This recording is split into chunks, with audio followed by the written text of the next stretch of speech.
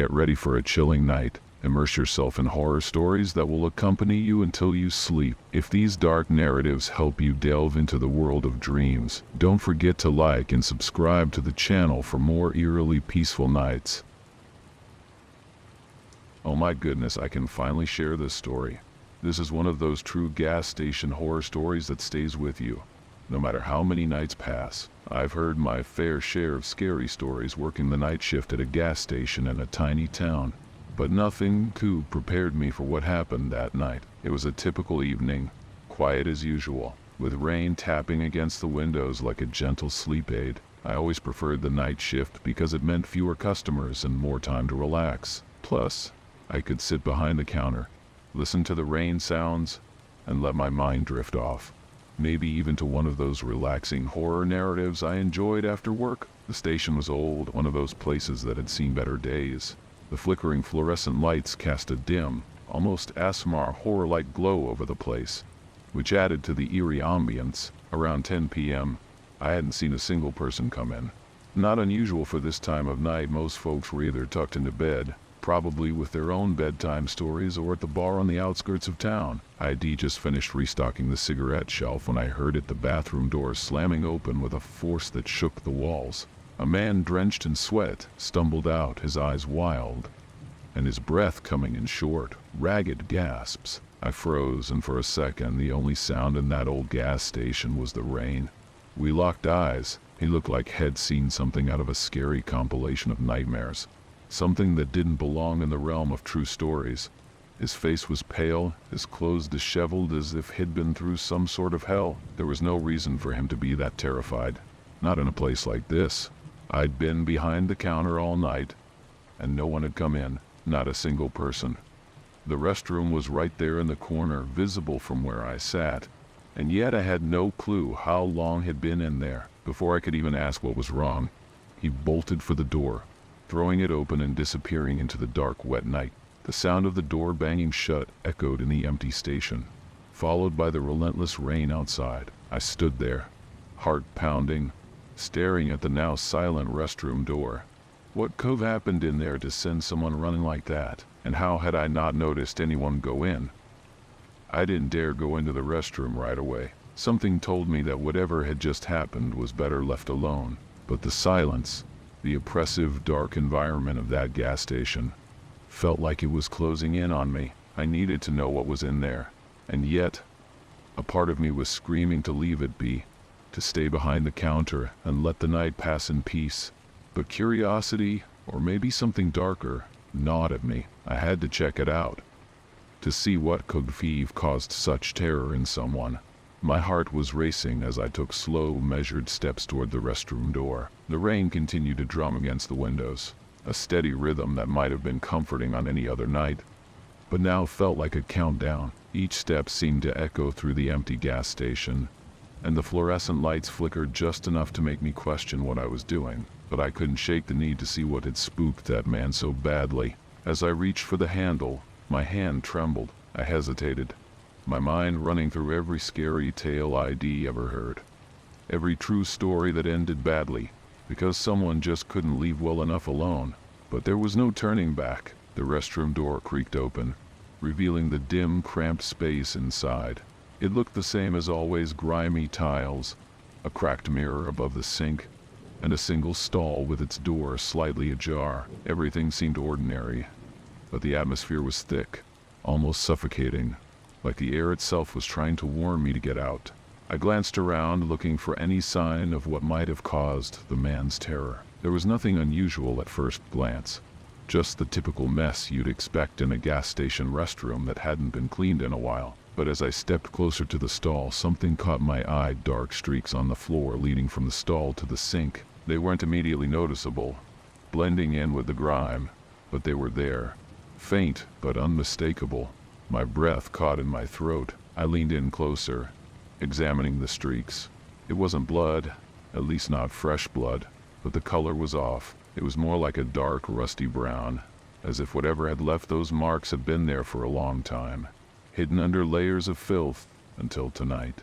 The thought of someone or something bleeding in here and going unnoticed made my skin crawl. My mind began to race, creating all sorts of horror scenarios that fit perfectly into the kind of nighttime stories you'd hear around a campfire, or in one of those scary compilations you'd find online. Against my better judgment, I pushed the stall door open with my foot. The door swung open with a groan, revealing the inside. At first glance, it was empty, just a toilet, equally filthy, and more of those dark streaks on the floor. But then I saw it carved into the back of the stall door were words, deep and jagged as if someone had scratched them in with something sharp. In a moment of desperation, "Let me out" was etched into the wood, the letters uneven and frantic. My stomach twisted as I read them. Who had been in here? And more importantly, had they ever gotten out? Suddenly I felt the urge to leave, to get out of that restroom, out of the station, and into the safety of my car. But just as I turned to leave, the lights flickered again, and for a brief second, I saw something in the mirror: shadow, a dark figure standing just behind me. I spun around, but the restroom was empty. I was alone, but that shadow, it felt too real, too present to just be a trick of the light. I could still feel its presence, lingering, watching, even though I couldn't see it. I bolted out of the restroom, slamming the door behind me, my heart pounding in my chest. Back behind the counter, I grabbed the phone, hands shaking, ready to call someone. Anyone. But who would I call? The police? And tell them what? That I'd seen a shadow in the mirror? That someone had scratched a terrifying message into the restroom stall? It sounded crazy even to me. But I knew one thing for sure: I wasn't alone in that gas station. And whatever was there with me, it wasn't human. I stayed behind the counter, clutching the phone like it was some kind of lifeline. My mind was racing, replaying the moment I saw that shadow in the mirror. I kept telling myself it had to be my imagination, just a trick of the light, but deep down, I knew better. There was something wrong in that gas station. Something that had driven that man to run out of here like he'd seen the devil himself. The rain had picked up, its steady rhythm turning into a full-on downpour, drowning out any other sounds. I focused on that rain, using it as a sort of sleep aid to calm my nerves. But it wasn't working. My eyes kept darting to the restroom door, half expecting it to burst open again.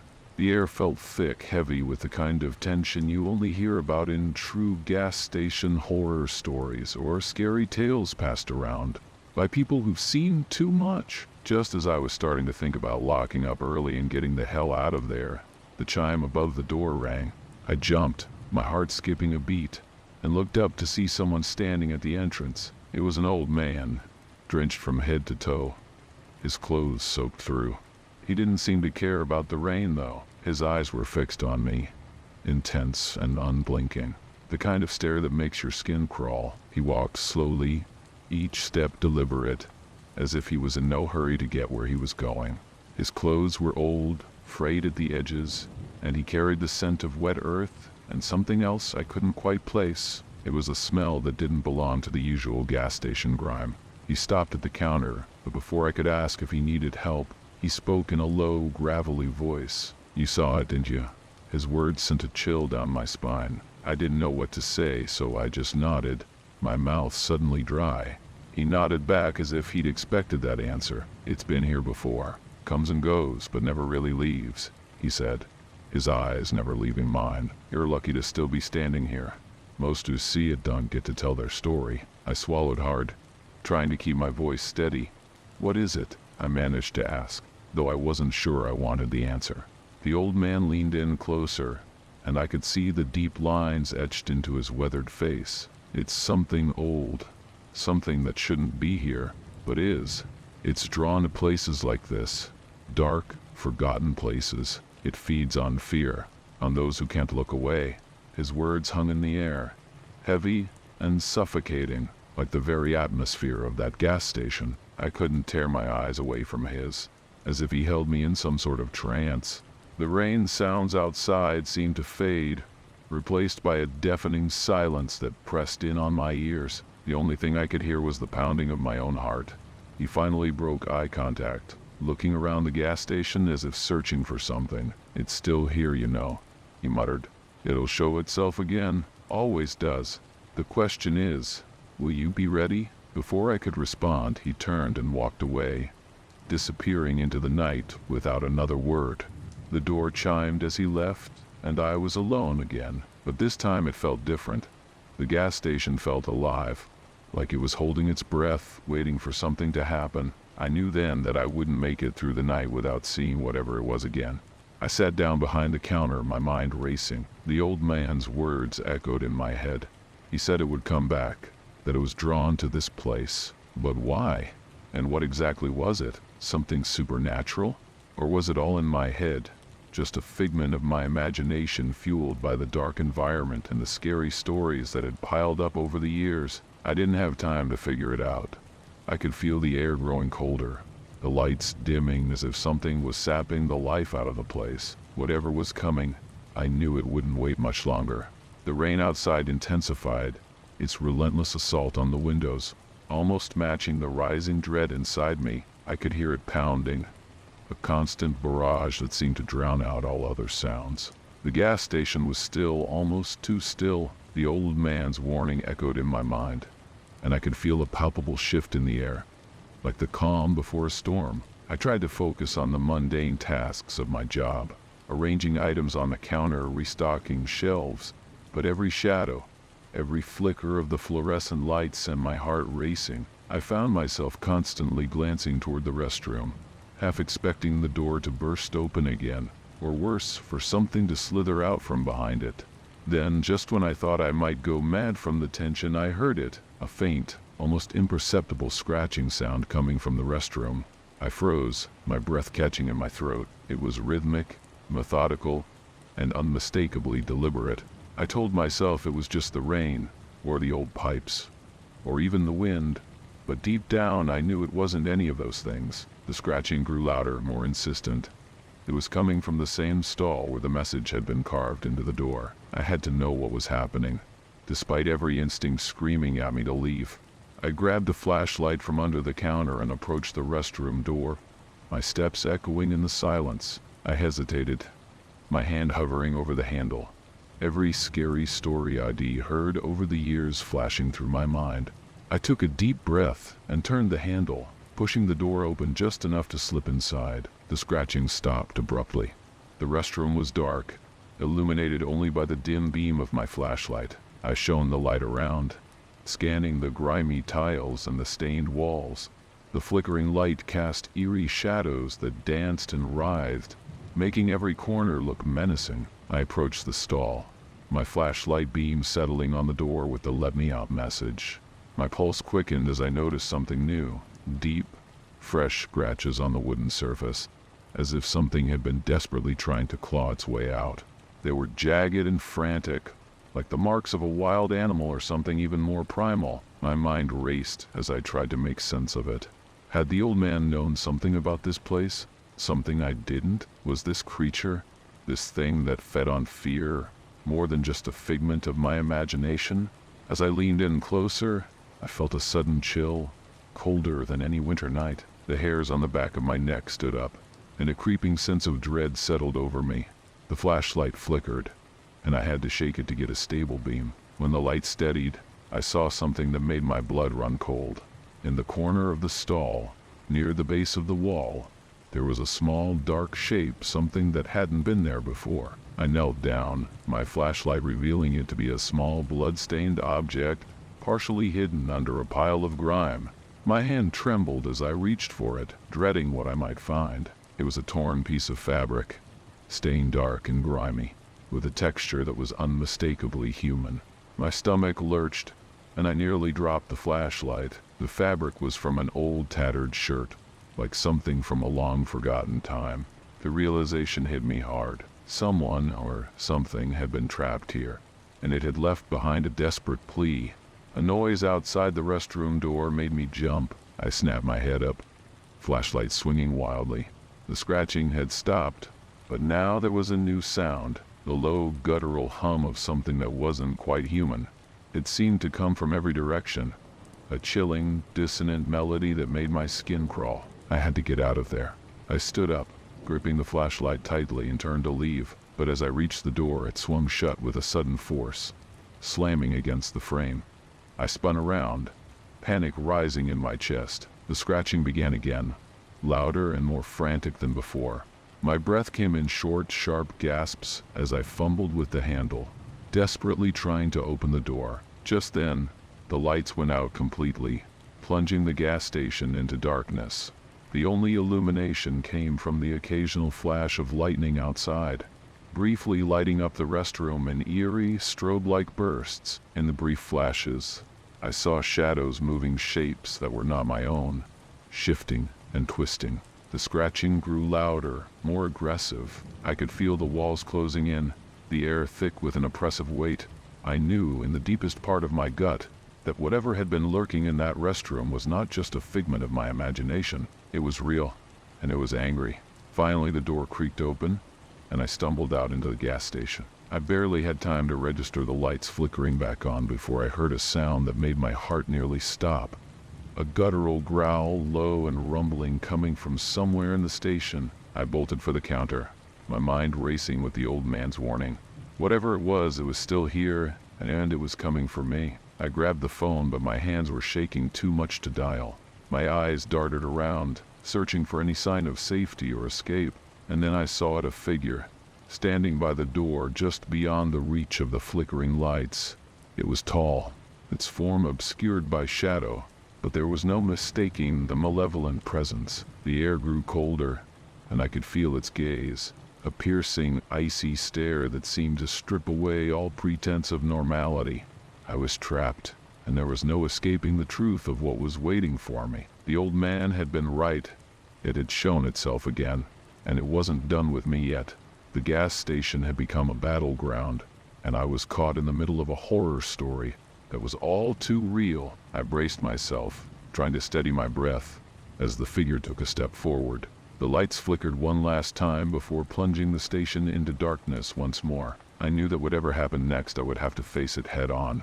The true terror of the gas station was just beginning, and I was about to discover how deep the darkness really went.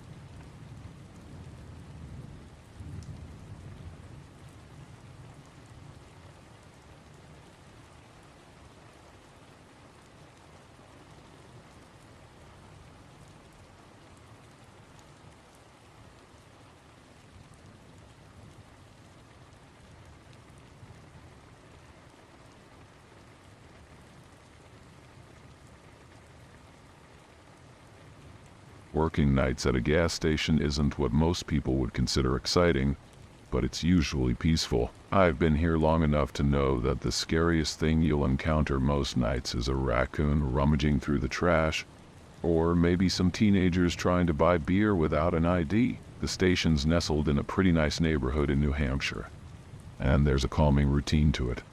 I see the same faces, hear the same stories, and life goes on as usual. That's why I wasn't expecting anything out of the ordinary when I was getting ready to close up shop last Thursday. The rain had been coming down steadily since the evening, creating that soothing sound that made you want to curl up with a good book or drift off to sleep. The station was dead quiet, with the usual hum of the fluorescent lights overhead and the rhythmic thumping of the gas pumps occasionally interrupted by the splattering of rain. I'd always thought of the rain as a kind of sleep aid, helping to lull the boredom away during those long night shifts. I often found myself listening to the rain sounds like a kind of relaxing horror, where the only scary tales were the ones you told yourself to pass the time. It was around 11:30 p.m. when the door chimed, signaling the arrival of a customer. I was behind the counter, organizing some receipts, and didn't immediately look up. It was so late that I assumed it would be one of the regulars, someone who needed a last-minute snack or gas on their way home. But when I finally glanced up, my eyes met those of an old man. He was small and unassuming, wearing khaki pants and a button-down shirt that had seen better days. There was nothing particularly scary about him, yet something about the way he held himself, the way he didn't immediately head toward the aisles, caught my attention. "Evening," I said, forcing a smile and trying to sound friendly. "How's your night going?" He didn't respond right away, just stared at me for a moment too long, his eyes glinting in the harsh fluorescent light. Then, as if on autopilot, he shuffled over to the counter, his shoes squeaking slightly against the linoleum floor. The whole interaction felt off, like a part of one of those true horror stories you hear in gas station legends, but I shook it off. figuring he was just another lonely old man looking for a bit of conversation. I rang up his purchase, just a pack of gum and a bottle of water, and handed him his change. That's when it happened. His hand shot out and grabbed my wrist, his grip surprisingly strong for someone his age. I froze. My breath caught in my throat. He leaned in closer, and I could smell the faint scent of mothballs and something else. Something I couldn't quite place, but that made the hairs on the back of my neck stand up. His voice was a harsh whisper, cutting through the stillness of the night like a blade. "Hell is a real place," he said, his eyes boring into mine. "And the devil has already got his hand on you, girl. Be careful." For a second I was too stunned to react. I could feel the heat of his hand on my wrist, the intensity of his stare. The words didn't make sense, but they sent a chill down my spine nonetheless. Then, as quickly as it happened, he let go, stuffing his gum and water into his pockets, and heading for the door. I stood there, heart pounding, listening to the rain outside. The door chimed again as he left, and I was alone once more, the quiet of the night feeling suddenly oppressive, like the darkness was pressing in from all sides. The door closed behind him, but the echo of his words lingered, hanging in the air like a bad smell.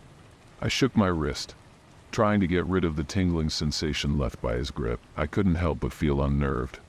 I've had my fair share of odd encounters working here, but something about this one wouldn't let go. I kept replaying his warning in my head, as if trying to decipher some hidden meaning in his words. What did he mean by "the devil has his hand on you"? It was the kind of line you'd hear in some ambient soundscape meant to spook listeners, not something you expect to hear in real life. I tried to brush it off, convincing myself that he was probably just some old man with dementia or a dark sense of humor. But as I walked around the station, tidying up and preparing to close, the unease settled in deeper, like a shadow creeping into every corner of my mind. I kept glancing at the door, half expecting him to come back, or worse, to see his face peering in through the glass, watching me. But the rain outside had turned into a downpour, creating a curtain of water that made it impossible to see more than a few feet beyond the station's dim lights. It was a dark environment, the kind that made you feel small and alone. I locked the front door, something I always did before counting the till. But tonight I double-checked the lock, twisting it back and forth just to make sure. The thought of that man, his words still echoing in my ears, made me feel like I needed to secure every inch of the place. As I counted the cash, I noticed my hands were trembling slightly, a residue of adrenaline still coursing through my veins. It was ridiculous, I told myself. I wasn't the kind of person who got scared easily. And yet here I was, spooked by an old man and some cryptic words.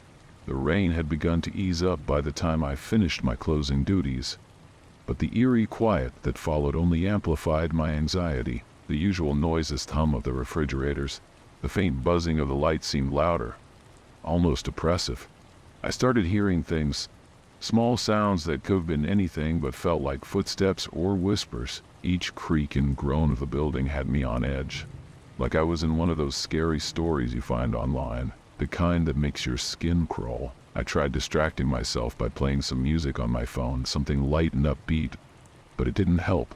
The station felt different tonight, like the old man's presence had tainted it somehow. Even the rain sounds that usually soothe me now seemed ominous, like a relentless whisper in the background. When I finally stepped out into the cool night air, ready to head home, I felt a strange mix of relief and dread. It was as if leaving the station meant escaping whatever weirdness had settled over it. But at the same time, it felt like I was walking away from something that wasn't quite finished. As I locked up and hurried to my car, I couldn't shake the feeling that I was being watched, though I knew it was just my mind playing tricks on me. The rain had dwindled to a light drizzle, tapping against the roof of my car as I sat there for a moment, collecting myself before driving off. I'd never been so eager to get home, to close the door behind me and leave this night behind. But as I pulled out of the parking lot, the old man's words came back to me as clear as if he was sitting right next to me. "The devil has already got his hand on you, girl." I shivered, turning up the heater, but the chill in my bones wouldn't go away. The drive home felt longer than usual, every shadow on the road playing tricks on my mind. The rain had stopped entirely, leaving behind wet roads that reflected the streetlights like mirrors. My headlights cut through the darkness, but I couldn't shake the feeling that something was wrong. It wasn't just the old man's words that had gotten to me.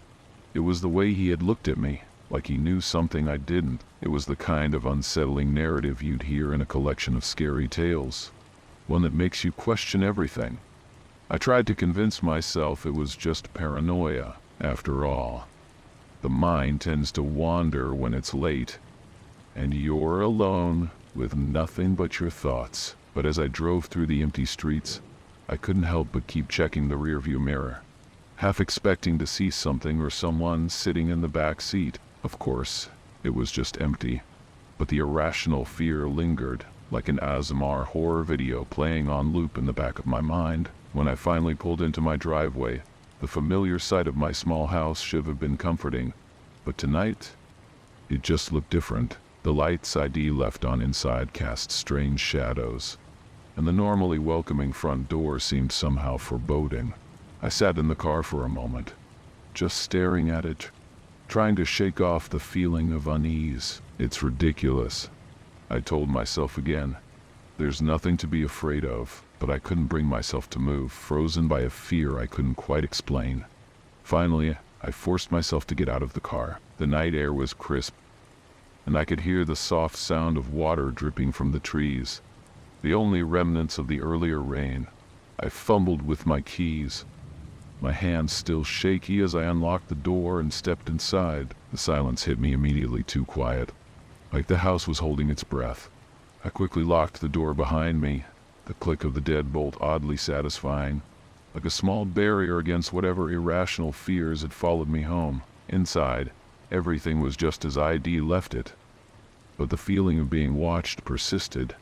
I went through my usual routine, turning on more lights, checking the windows, making sure everything was as it should be, but no matter how hard I tried to ignore it, the old man's warning kept replaying in my head, over and over. I could still see his eyes, that strange intensity in them that had unsettled me so much. I made myself a cup of tea, hoping it would calm my nerves, and sat down on the couch, wrapping a blanket around myself.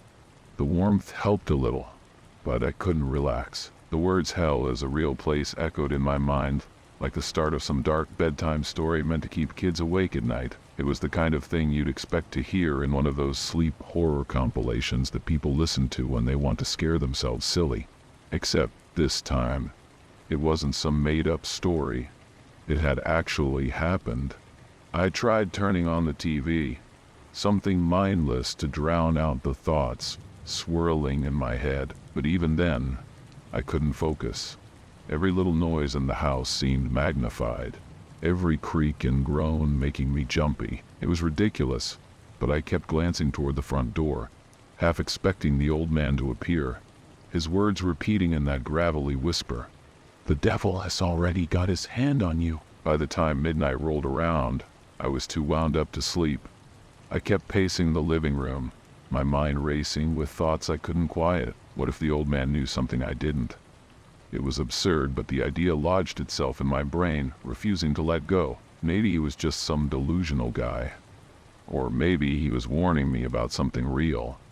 I couldn't shake the feeling that something bad was coming, that his words were more than just the ramblings of a disturbed mind. The idea started to feel like the beginning of one of those nighttime stories you hear, where the main character is doomed from the start, trapped by some inevitable fate. I decided to call a friend, someone who could talk me down from the edge, but no one picked up. It was late, and most people were either asleep or didn't want to deal with my sudden bout of paranoia.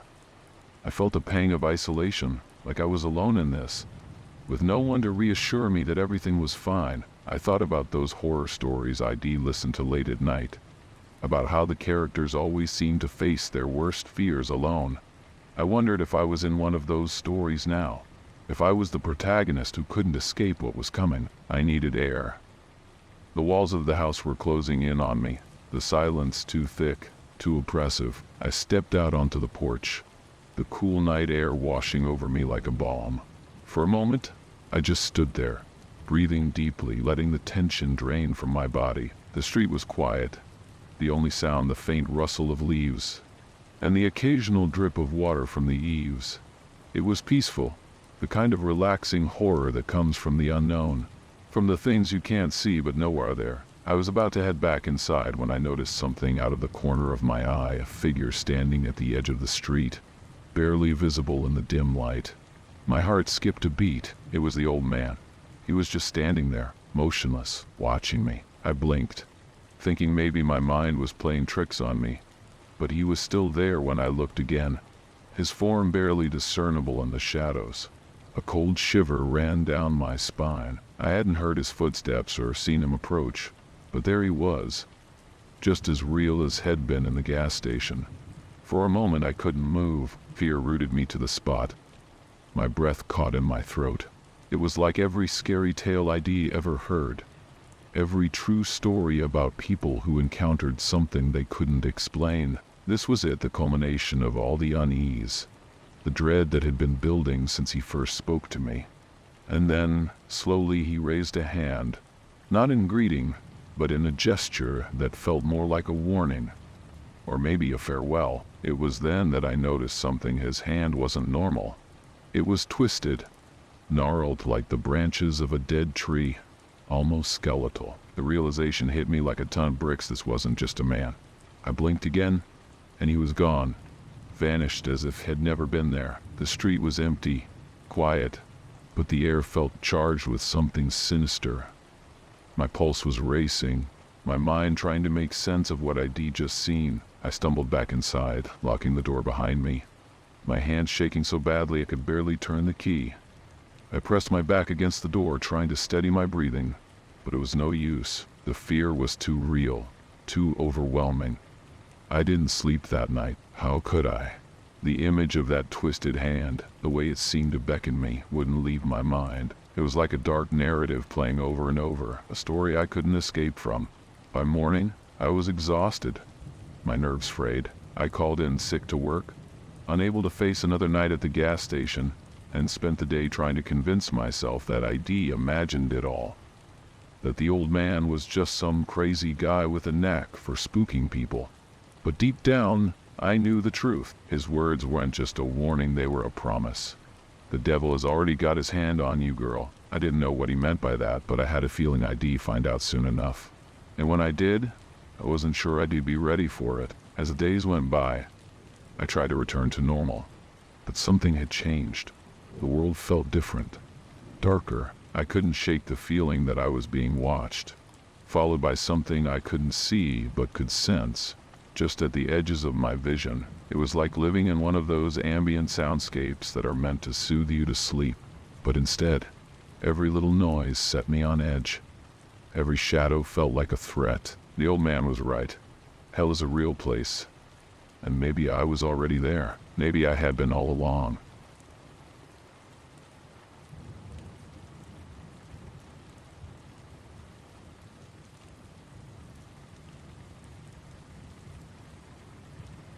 They always told me working the graveyard shift at a gas station would be easy. Quiet, they said. No one's out that late, except maybe the occasional trucker. They'd laugh, but no one ever talked about the parts of town where quiet was a bad sign, where the only company you had were the flickering fluorescent lights and the constant patter of rain against the windows. I worked in one of those stations, the kind you drive past without a second glance during the day. But at night, it was a different beast entirely. It was past midnight, and the rain was relentless, a steady rhythm of drops against the glass, like the world's most eerie sleep aid, the kind of sound that should make you relax but instead keeps you on edge, waiting for something to break the monotony. I was in the back, cutting and wrapping cinnamon rolls, thinking about how I should be hearing rain sounds to drift off to sleep, instead of dealing with this endless shift. It was always so quiet at this hour that even the hum of the refrigerator seemed loud. At 10 p.m. we activated the magnetic lock on the door. The rule was simple.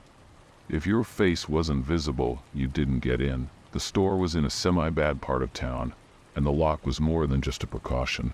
It was a necessity. I remember thinking to myself how I had gotten used to this routine so much, so that the low thrum of fear I once had working this shift had almost disappeared. Almost. That night, it came back with a vengeance. It must have been around 1:00 a.m. when I noticed movement on the security monitor. The rain made everything blurry, but I could see a figure approaching the door. The person had their hood up, head down, and hands stuffed deep into their hoodie's pockets. I couldn't make out much else, but my gut told me something wasn't right. The figure walked right up to the door and tried to pull it open. It was locked, of course, but that didn't stop him from trying again.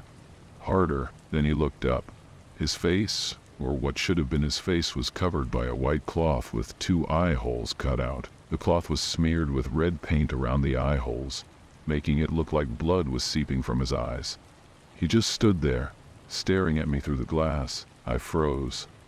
My hand hovered over the cinnamon rolls, knife still in my grasp. I was trained to handle rowdy customers, shoplifters, even the occasional drunk. But this wasn't something they prepared you for. I could feel my pulse quickening, pounding in my ears as if trying to match the rhythm of the rain outside. The man, if you could even call him that, didn't move. He just stood there, staring through the cutout eye holes, the rain streaking down his makeshift mask. It reminded me of those scary stories people would share on Halloween, except this wasn't some tale told around a campfire. This was real, and I was living it. I didn't dare look away from him, not even to glance at the clock on the wall. Every second that passed felt like a minute. My phone was in my pocket, and I could feel its weight pulling at me, begging me to make the call. Slowly, I started inching my hand toward it, trying not to make any sudden movements.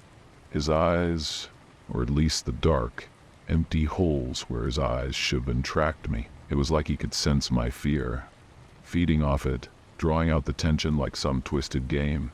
Finally, I got my hand on the phone and dialed 911. The operator's voice came through, calm and detached, asking for the nature of my emergency. I kept my voice low, barely above a whisper, as I explained the situation. "There's a man at the door," I said. "He's wearing a mask, a white cloth with eye holes. Red paint or blood, I don't know. He's just standing there, staring at me." "Are you in any immediate danger?" the operator asked, her tone professional, almost clinical.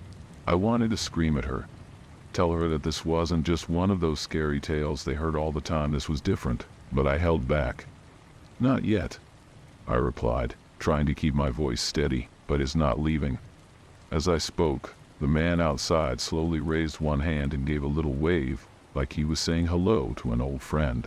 It was such a casual gesture, so out of place in the dark environment of that gas station in the middle of the night. It chilled me more than if had tried to break in. Then, just as suddenly as he had appeared, he turned and walked away, disappearing into the shadows beyond the reach of the station's lights. But I knew better than to feel relieved. I stayed on the line with the operator until I heard the sound of police sirens in the distance. The officers arrived within minutes, but by the time they got there, the man was long gone. They took a report, asked me a bunch of questions, but what could I really tell them?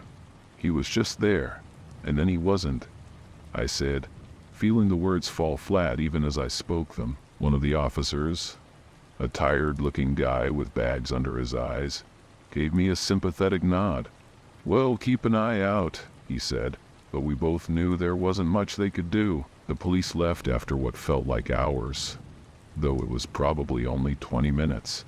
I watched their cruiser pull out of the lot, its taillights fading into the rainy night, and I was alone again. The fluorescent lights overhead buzzed softly, casting a sickly glow over the rows of snacks and drinks. I felt like I was in some kind of twisted fishbowl, exposed and vulnerable, while whatever was out there could watch me without being seen. I kept replaying the moment in my head, the man's empty gaze, the wave that seemed too friendly, too normal for the situation. I wanted to convince myself that it was over, that the guy was just some weirdo trying to mess with me. But the image of his face or the mask he wore was burned into my mind. My hands shook as I tried to go back to my tasks, finishing up the cinnamon rolls and wiping down the counter. Busy work, something to keep my mind off what just happened. I kept one eye on the monitor, hoping to see nothing but the usual rain-slicked parking lot. Empty and still, but the knot in my stomach tightened as the minutes dragged on, a sense of unease clinging to me like the dampness in the air. Every time a car passed on the road outside, I tensed up, half expecting to see him again, standing just out of reach, watching. By 2:00 a.m. I started to think maybe I was in the clear. The rain had slowed to a light drizzle. The world outside quiet except for the occasional hiss of tires on wet pavement. I had gone back to organizing the shelves, trying to ignore the nagging feeling that I was being watched. It was just paranoia, I told myself. After all, nothing else strange had happened since the man disappeared. Then the phone rang. It was an old rotary phone, the kind you only see in antique shops these days. It was mounted on the wall behind the counter, dusty and rarely for the odd delivery call or a random check-in from the day shift manager. The shrill ring pierced the silence, making me jump. I took a deep breath and answered, trying to sound composed. Hello? For a moment, there was nothing but static on the line, a faint crackling that reminded me of old radio broadcasts. Then, a voice came through, distorted and faint, as if coming from a long distance away. Did you enjoy our little game? My heart dropped into my stomach. It was him. It had to be. Who is this? I asked, though my voice wavered, betraying my fear. The voice on the other end laughed, a low, guttural sound that sent chills down my spine. Just a friend, he said, someone who enjoys a good scare. You handled it well, by the way. Not everyone would have stayed so calm. I could feel sweat beading on my forehead, my pulse racing, my grip tightened on the receiver, my knuckles white. What do you want? I demanded, trying to muster some courage. The line went silent for a moment, just the soft hum of the connection between us. Then he spoke again, his tone casual, almost friendly. I want to play another game. My mouth went dry. I glanced at the monitor, but the lot outside was still empty. The rain barely more than a mist now. What kind of game? I asked, though I wasn't sure I wanted to know the answer. Oh, you'll see, he replied, a hint of amusement in his voice. Just be ready, and remember, they'll be watching. The line went dead. I stood there, holding the receiver to my ear long after the call ended. The steady dial tone buzzing in my ear. I didn't know what to do. Call the police again? What could I tell them that the guy called to say he wanted to play a game? They'd think I was crazy or that it was just some prank. But deep down I knew this wasn't a joke. I could feel it, a gnawing fear that settled deep in my gut. This wasn't over. He was out there, somewhere close, and he wasn't done with me yet. I hung up the phone and leaned against the counter, trying to steady my breathing. The store felt too quiet now. Every creak and groan amplified in the silence. I had to stay alert, had to be ready for whatever came next. But as the minutes ticked by and the clock crept toward 3:00 a.m., a heavy fatigue started to settle over me. I was exhausted, the adrenaline from earlier wearing off and leaving me drained. I couldn't afford to let my guard down, but my body was screaming for rest. I decided to make a fresh pot of coffee, hoping the caffeine would keep me sharp. As I poured the water into the machine, I caught a glimpse of something out of the corner of my eye, a movement on the monitor. I froze, the pot halfway to the coffee maker. The figure was back. He was standing at the edge of the lot, just outside the reach of the streetlights, his white mask barely visible in the dim light. He didn't move, didn't approach the door this time. He just stood there, watching, waiting. I swallowed hard, my throat dry. I didn't reach for the phone this time. It wouldn't help. Instead, I just stared at the screen, my heart pounding in my chest. I felt like I was stuck in some twisted version of a horror movie, and the villain was out there, toying with me, biding his time before the final act. Minutes passed, maybe longer. The clock on the wall said it was 3:10 a.m., but time had lost its meaning. Then, just as suddenly as he had appeared, the figure turned and walked away, disappearing into the shadows once more. But I knew he'd be back. He wasn't finished with me yet. And the next time, I might not be so lucky.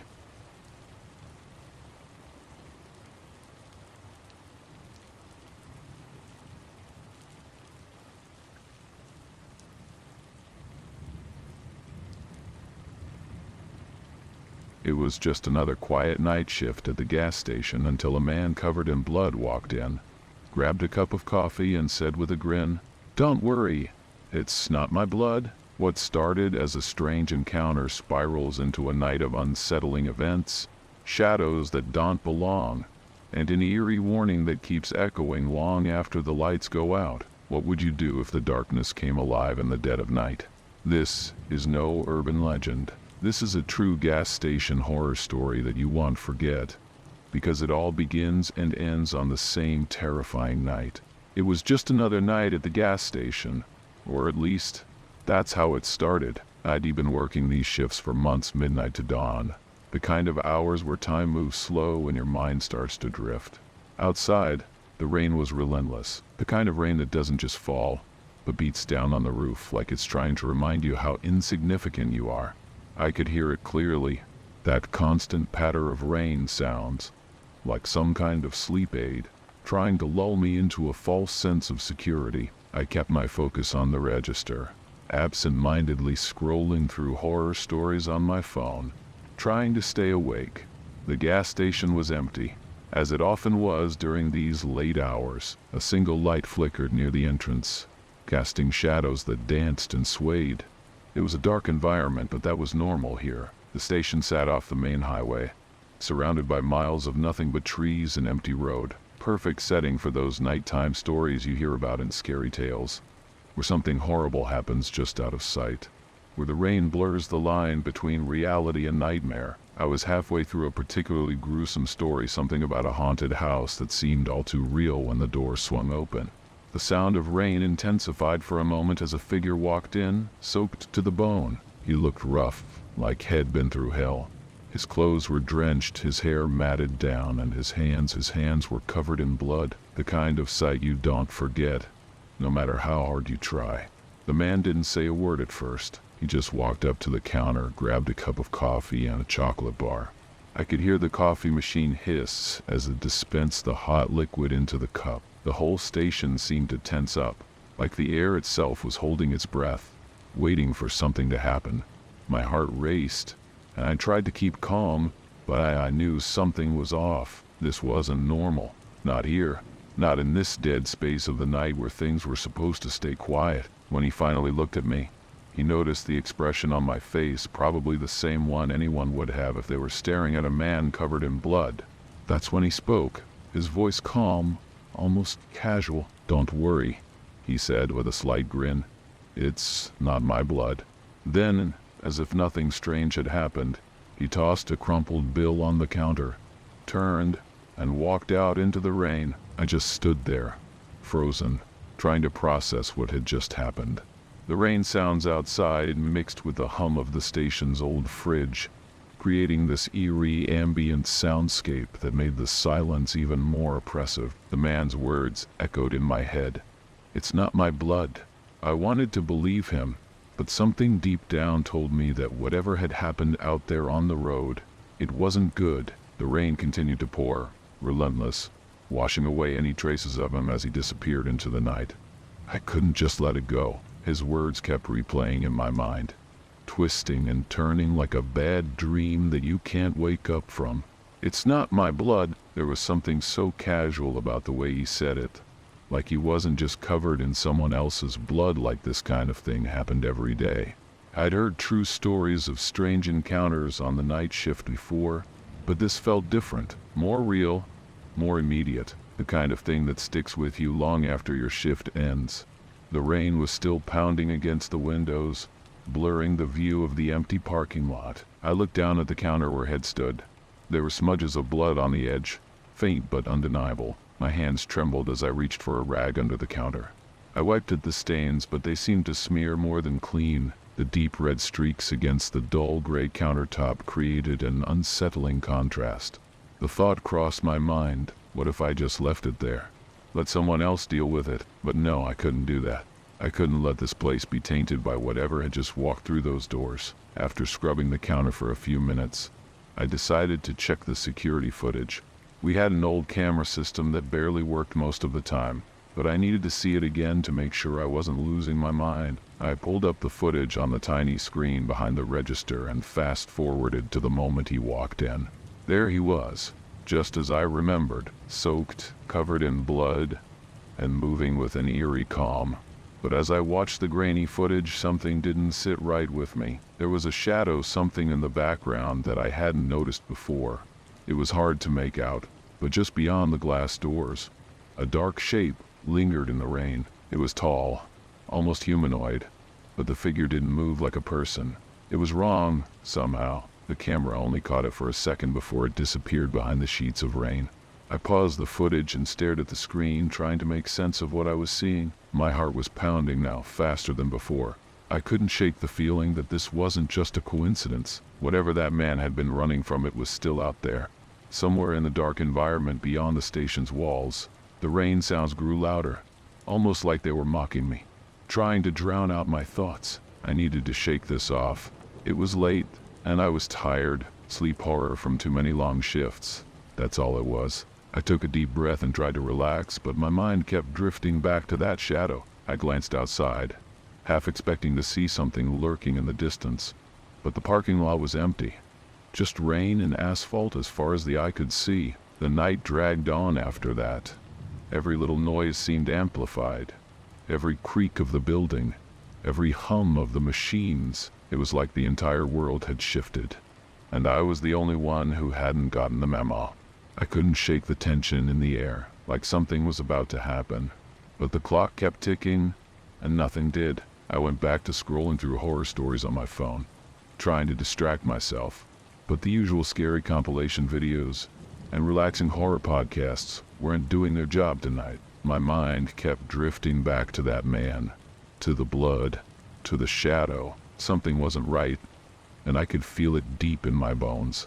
Around 3 a.m., the rain finally started to ease up. It didn't stop, but it fell softer, like it had run out of energy. The kind of rain that turns from relentless downpour to ambient soundscapes that lull you into a false sense of calm. I kept telling myself that I just needed to make it through a few more hours, and then it would be someone else's problem. But there was this nagging feeling like I was waiting for something, even though I didn't know what. The bloodstains were gone. The man had vanished, but the sense of unease still clung to the air like the last drops of rain on the windows. The road outside remained empty, just the occasional car speeding by, headlights slicing through the mist. The gas station felt like an island in the middle of nowhere, isolated from the rest of the world. Normally, I found the quiet comforting. There was something peaceful about being alone with your thoughts during the late night hours, but not tonight. Tonight it felt like the quiet was watching me, waiting for me to slip up. I was about to settle back into my chair when I heard it, the soft crunch of tires on wet gravel. I looked up, and through the fogged-up glass I saw a car pull into the lot. It was an old beat-up sedan, the kind you'd see in true stories about broken-down cars in the middle of nowhere. It rolled to a stop near the pumps, and for a few seconds, nothing happened. Then, slowly, the driver's door opened, and a man stepped out. This man was different from the one before. He wasn't soaked, and there was no blood, but something about him immediately set me on edge. He moved too slowly, too deliberately, like he was considering every step. He had a dark coat pulled tight around him, and even though the rain had let up, he wore a hat that cast a shadow over his face. He walked toward the entrance, his footsteps quiet, almost too quiet against the wet pavement. When he stepped inside, the first thing I noticed was the smell. It wasn't overpowering, but there was this faint metallic tang in the air. It reminded me of the scent of old coins or rust, something that didn't belong here. He didn't make eye contact as he moved toward the back of the store. I watched him carefully, trying to keep my breathing steady, trying to act normal. But nothing about this felt normal. He grabbed a small pack of gum and a bottle of water and came to the counter, placing them down gently, almost too gently. "Long night?" he asked, his voice raspy like he hadn't used it in a while. "Yeah," I replied, trying to keep my voice casual, but I could feel the tension creeping in. My hand hovered over the register, waiting for the total to pop up. But my eyes kept flicking back to him. His face was still mostly hidden under the shadow of his hat, but I could make out the edges of a smile. Not a friendly one, a kind of smirk that made my skin crawl. He handed me the money, exact change, like he'd planned this out in advance. I nodded, sliding the gum and water toward him, desperate for this interaction to be over.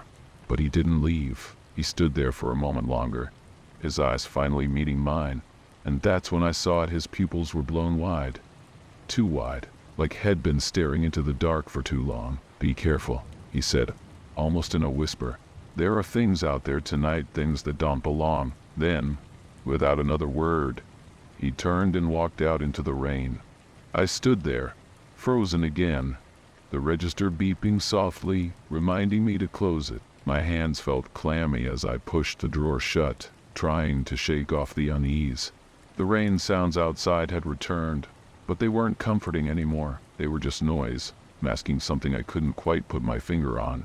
The man's words lingered in the air like a bad aftertaste. Things that don't belong.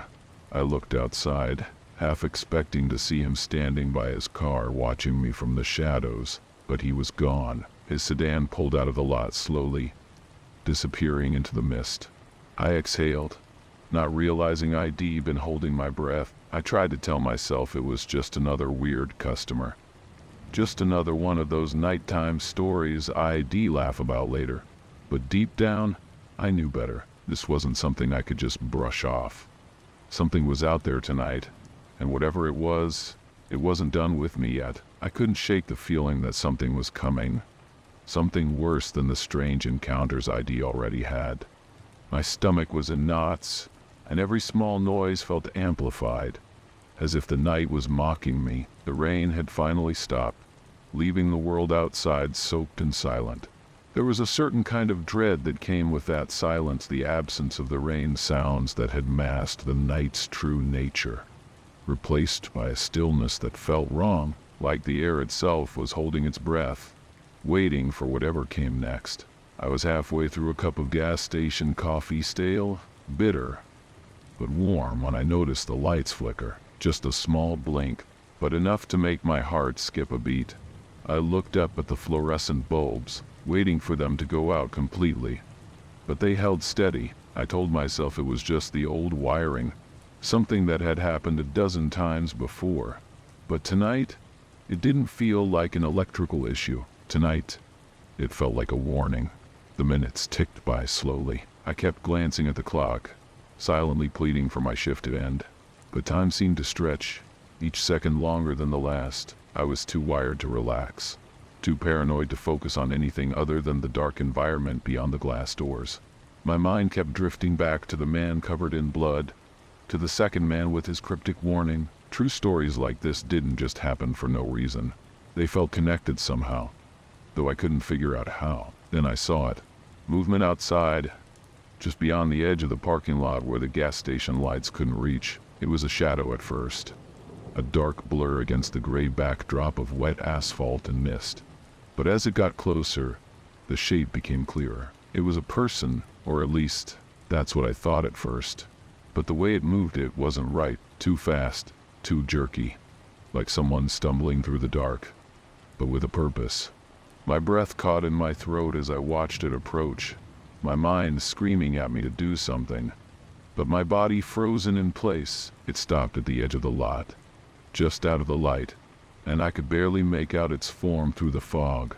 It stood there, watching, waiting. I couldn't see a face, couldn't even tell if it was human or something else entirely, but I could feel its eyes on me, even from that distance. My pulse raced, adrenaline flooding my veins.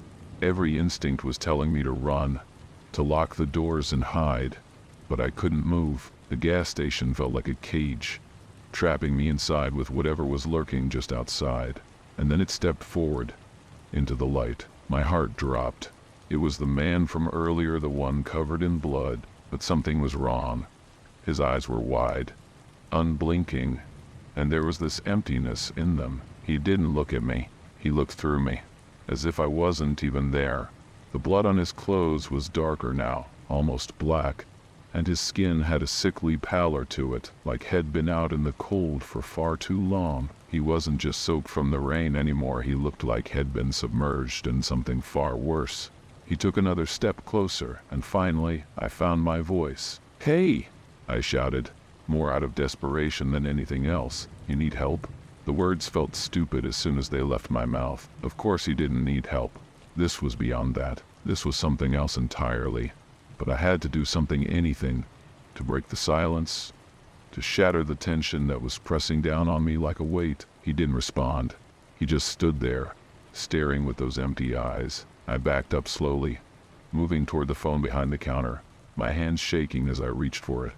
But before I could dial, the lights flickered again. This time they didn't come back on. The station was plunged into darkness, the only light coming from the faint glow of the moon behind the clouds. I froze, the phone slipping from my grasp, clattering to the floor with a sound that seemed far too loud in the oppressive silence. When the lights finally flickered back on, he was gone. The parking lot was empty again, just wet asphalt and mist. I stood there for what felt like an eternity, waiting for something else to happen, for him to reappear or for another shadow to emerge from the dark, but nothing did. The silence returned, heavier than before. I didn't move, didn't even breathe, until the sound of an engine startled me. I turned to see a car pulling into the lot, a normal car, a normal person behind the wheel. I didn't wait for them to get out. I grabbed my things and bolted for the door. My shift was over. I wasn't sticking around to see what else the night had in store for me. As I drove away, the gas station disappeared into the rearview mirror, swallowed up by the mist and darkness. But I knew I wasn't leaving it behind. Whatever happened that night, whatever I saw would stay with me. One of those sleep horror stories that keep you awake long after you've left the scene. The kind of scary tales that don't need an ending to haunt you. The kind that stick in your mind like an unfinished narrative, waiting for the next dark night to come back to life. The rain started up again as I drove. Soft at first, then heavier. The sound of it against the windshield was almost soothing, like a sleep aid. But I knew better. There would be no rest tonight. Only the memories of what I'd seen, the things that didn't belong, and the unsettling knowledge that sometimes the scariest stories aren't the ones you hear, but the ones you live through. If you enjoyed the video you just watched, you won't want to miss this next one. Click now and I'll see you there.